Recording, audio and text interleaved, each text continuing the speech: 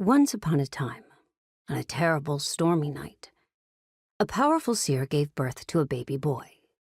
Kazuko Takahashi knew then that she had allowed an evil like no other to enter the world. Her vision told her that the boy she had wouldn't harm the world in her lifetime or even in the next centuries to come. The child, who would grow into a man, would not start the greatest war on Earth for quite some time.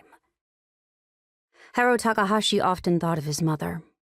The fear in her eyes when she'd look at him was cemented into his memory. Her premonitions of the future told her what he would become, but even if she wasn't a seer, then she would still have known that her son wasn't a normal magician. He, like all the Takahashis, were powerful. They were skilled fighters, strong magicians, and would have a long history of having seers in every couple of generations. But only one of them was born with the power of age shifting. It was this gift that allowed Haru to accelerate his age from earlier on in the 15th century. Under his father's greedy guidance, Haru started to exercise his lust for control and power. Soon, the son and father were invited to join the House of 14. They both agreed that it would be the perfect opportunity for them to manipulate the world of magic from a place of authority. Kazuko knew that it was how the greatest war between magicians would start, but not for a very, very long time.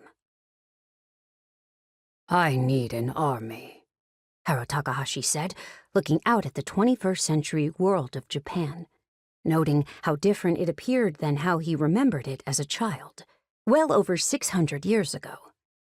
"I can provide you with animals," the giant known as Ferris stated, hunched as if afraid that his head would hit the pitched ceiling overhead. Although the giant was tall at over 7 feet, there was no worry of him bumping his large noggin, Haru observed. And by the dull look in Ferris's eyes, there was also no concern of a head injury damaging his brain cells.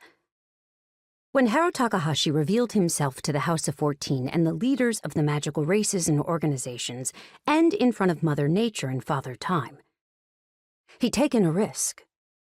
That was the moment he'd been waiting for. The one that all of the seers through the generations in his family had foretold to only him. It was when a position of ruler over magic would be revealed, and then would be his only chance to seize the power he'd always wanted. Before, for centuries, he'd led his sinister plans from the shadows, like a puppeteer, making others do the things he envisioned. Many of the founding families of the House of 14 had been acting on seeds that Haru had cunningly planted in their heads. And all of them had been indicted and defeated by the Beaufonts.